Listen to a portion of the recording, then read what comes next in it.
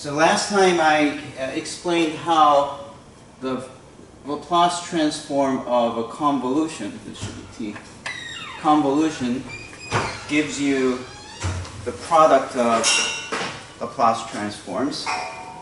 And you might wonder when you get to use it, so I just want to show you an example.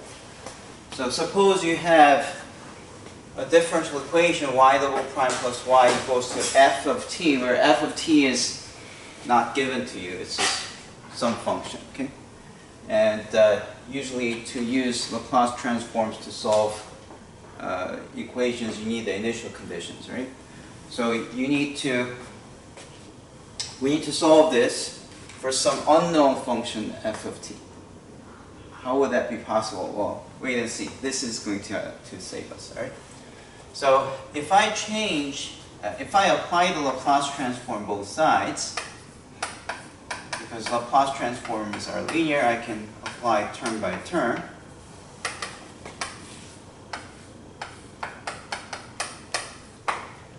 And with our convention, we use capital letter for the Laplace transform. And before it was a function of t, but now it's a function of s. Same thing happens here, function of s. And then, on the other hand, this side, the second derivative is given by s squared y of s minus s y of 0 minus y prime of 0. That's the change of variables. No, that's the Laplace transform of second derivative. But then, because I set them both as 0, these don't appear, so you just have this s squared y of s. Okay? It looks really simple, right? Now, let's solve this. As I said several times, the beauty of Laplace transforms is that once you do the Laplace transform, the derivatives get converted into multiplication by s, so that the resulting equation is no longer a differential equation. It's just an algebraic equation for functions. So you can factor the y of s out.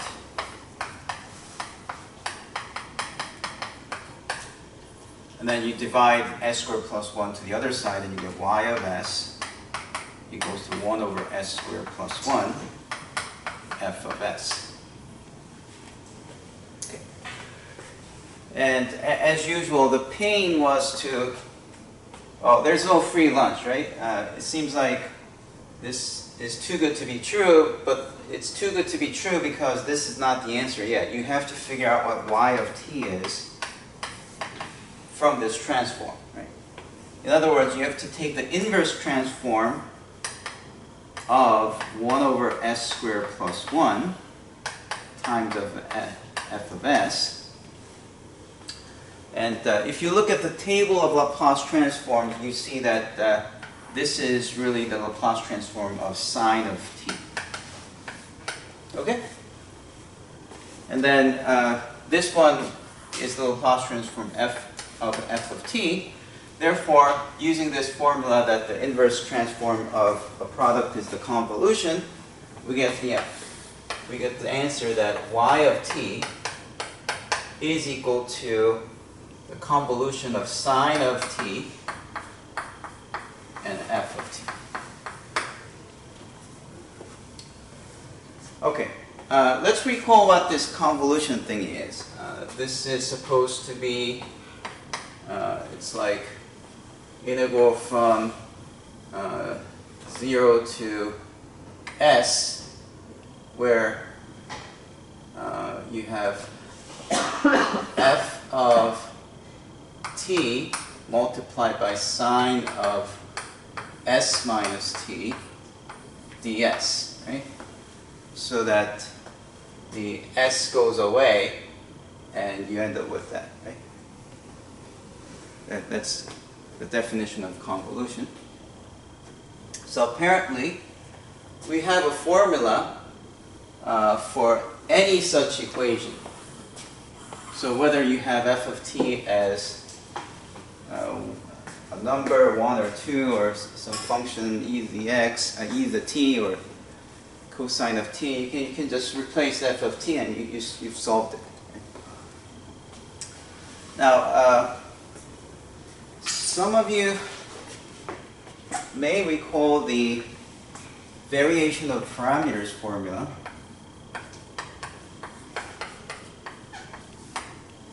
Where if you have the solution, so if you have the ay double prime by prime plus cy equals to some function of x, then, well, let's say function of t, then y of t is given as negative y1 integral of y2 f over w dx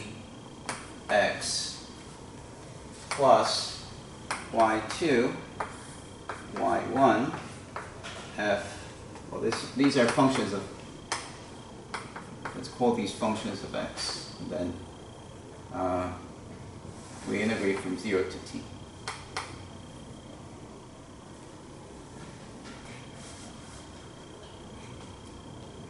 Oh, there's something wrong about this, I realized. I need this to be here. Okay. So,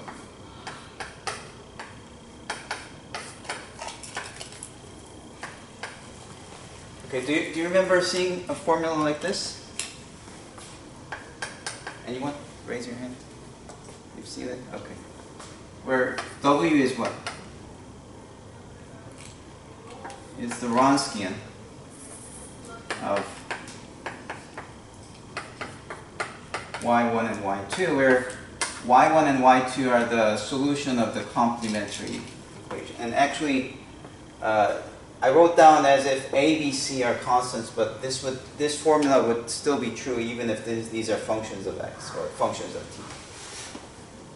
Okay, so what happens here is that if you set this equal to 0, to find the complementary solution, you get r squared plus 1, right, as your characteristic equation. Solution of that is r equals to plus minus I. So what are the complementary solutions?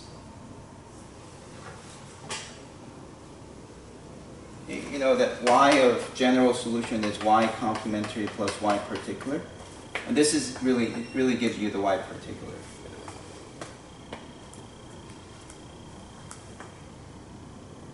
R squared plus 1 is 0, R is plus minus I. What are the complementary solutions? C1 sine t plus C2 cosine. Yeah, sine t and cosine t, right?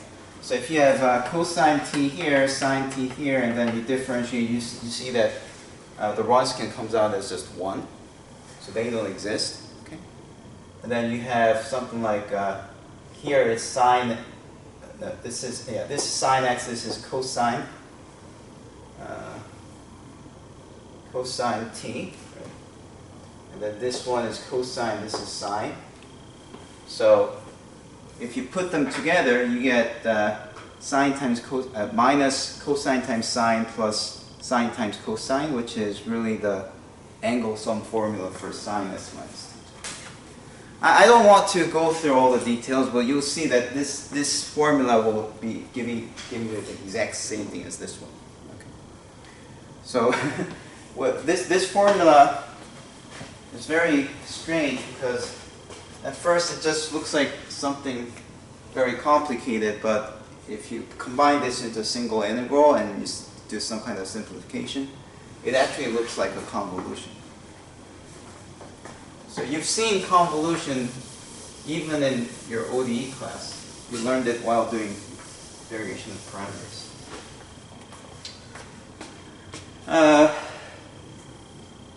Now,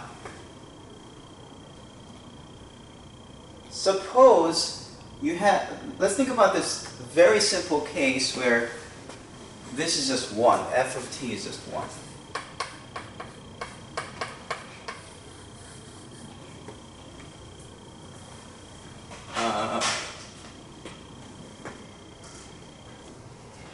that's not what I wanted. Sorry.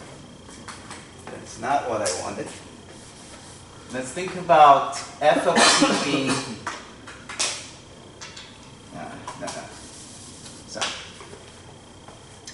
I don't want f of t to be 1. I want f of s to be 1. Okay? So just to have an idea of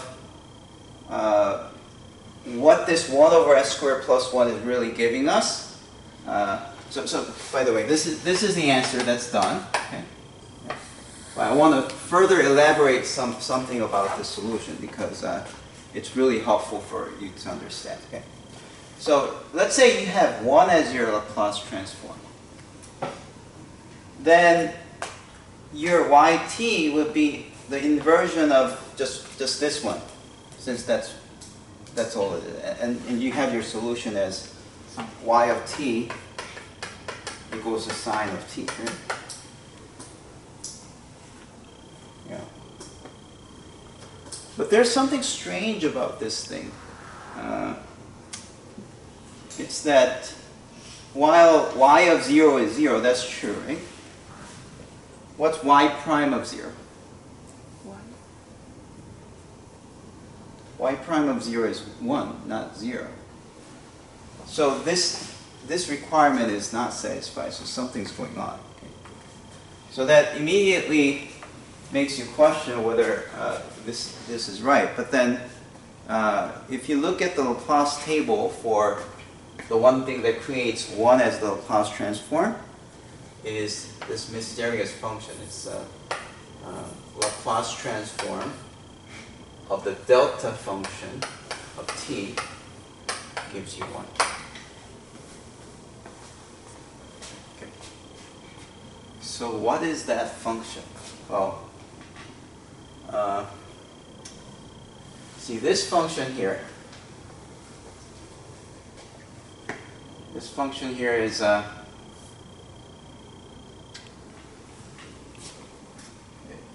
delta function is not really a function, but it's a limit of a sequence of, you can think of some Gaussian functions.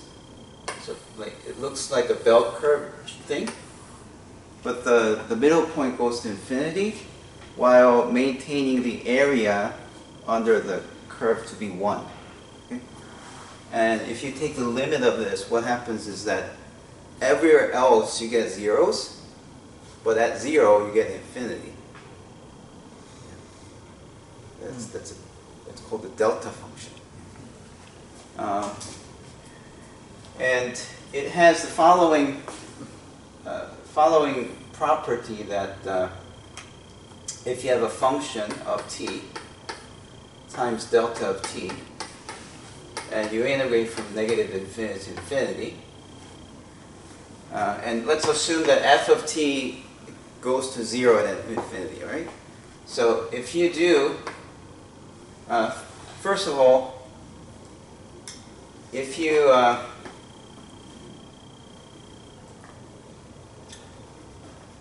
you simply integrate delta of t, and think about some function that gives you the delta function. This is called something called the Heaviside function of t. And it's like this: negative infinity to t of delta of s ds is what's called a Heaviside function of t. And it's simply that because it's of the limit, if you integrate from negative infinity to up to some point before this 1, this infinity, you get 0 area under the curve. But then the moment it crosses over 0, it captures the entire integral, so the value is 1. So this h of t is a function which is like, it's 0 if t is less than 0, but then the moment it contains the 0, the value becomes 1. That's called a Heaviside function. For a while I thought the name Heaviside came from the fact that one side is heavier than the other, but apparently it's the name of a mathematician. Yes. There was a mathematician whose name was Heaviside. What a coincidence. All right. And then, knowing that, what we can do is we can do integration by parts, right? You can integrate delta of t so that I get h of t, f of t.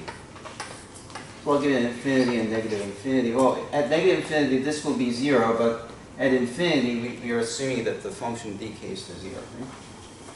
So this will be just 0 with the assumption that f of t goes to 0. Then minus, if you, now the integration by parts says the one that you integrated is left as it is, but the one that you didn't integrate has to be differentiated.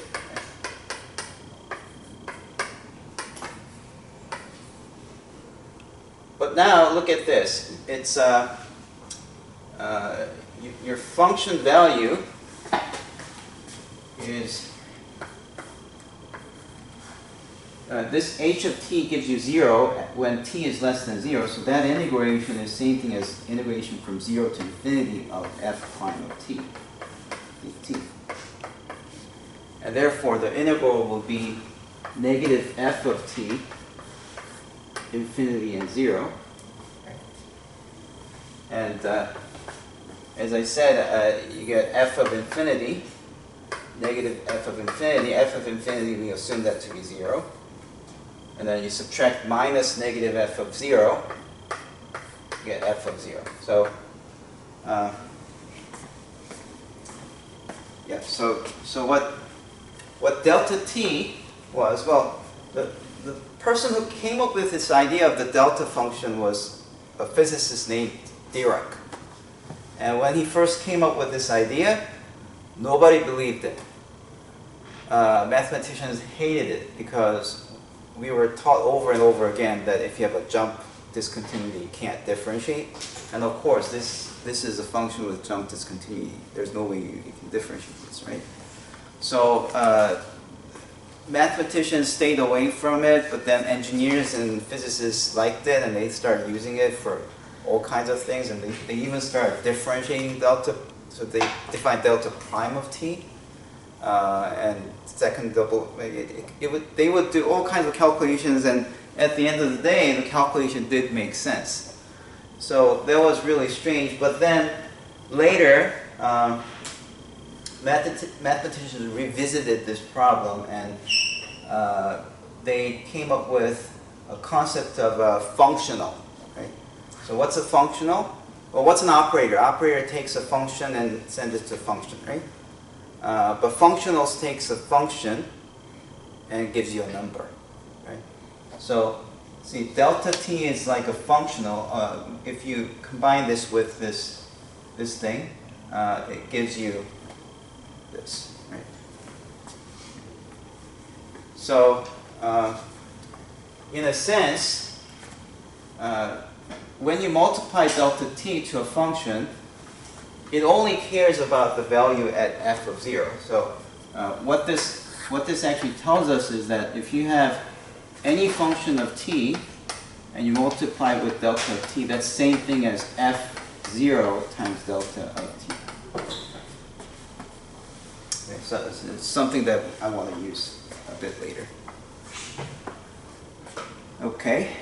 And although I said it's defined for functions that go to 0, you could also define it for the case when the function has a finite value at infinity, because then f of infinity is subtracted anyway, so f of infinity minus f of infinity subtracts away, so it's the same thing. Yeah. Okay. So with that concept of the delta function, I want to revisit this calculation that I'm claiming to see what we just did make sense. So here's what we're claiming. We're claiming that if I solve y double prime plus y equals to delta of t, the solution should be sine of t. which I know it's wrong. It's definitely wrong. Okay. But then, here's what I'm going to do. I'm going to multiply this by the Heaviside function. Okay. Then, if you do y prime of 0, then it gives you cosine of t times h of t, right?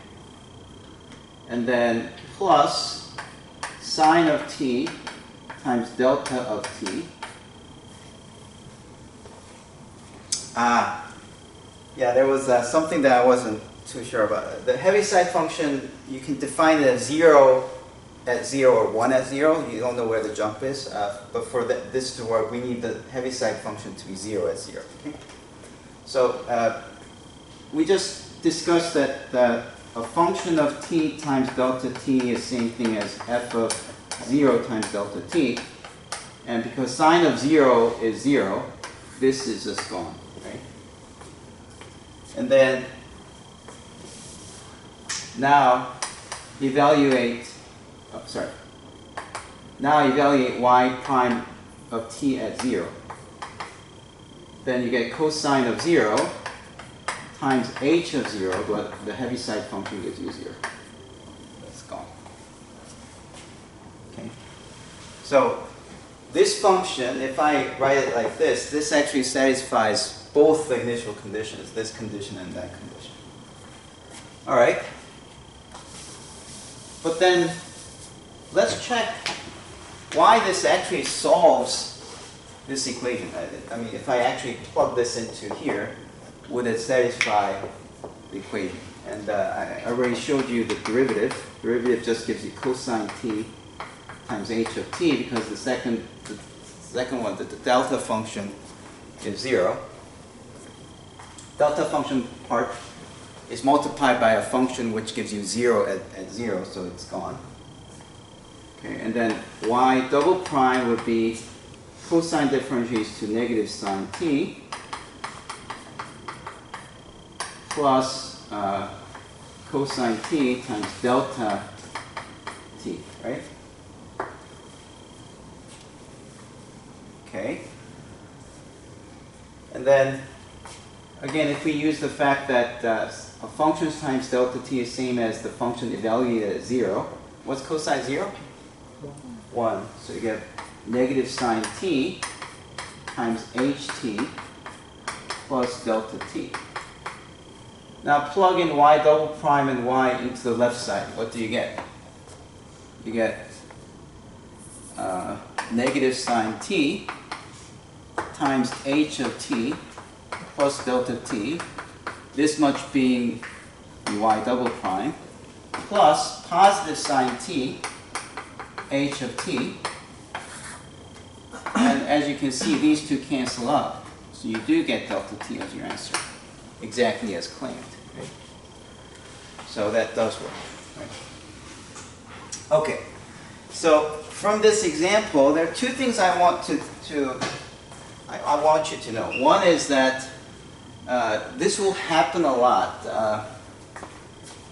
You try to solve something using transformations with some generic function there, and at the end of the day, your answer will involve a convolution with that generic function given. Okay, and that phenomenon occurs in two places. One is the Green's functions, and the other is called Duhamel's principle, none of which I have discussed so far. And although Green's function is very important, I'm not so sure if I have the time to deal with it. But there's a video I put a lot of work on that involves this integral. Okay, so I mean, if you're too busy, I guess you should look it up after this semester. But be sure to watch this video on Green's functions after this semester. Okay, if you understand Green's functions, then you have such an easier time continuing your research in grad school. If you're planning to go to grad school in either engineering or physics or math, knowing Green's function is a huge plus. Okay, so please watch that video. I'm continuing this discussion to this, how the delta function plays an important role, and how you end up with these convolution type Is things. the spelling color green? Yeah. It's the same mathematician that made the Green's theorem, but Green's theorem and Green's functions are totally different things.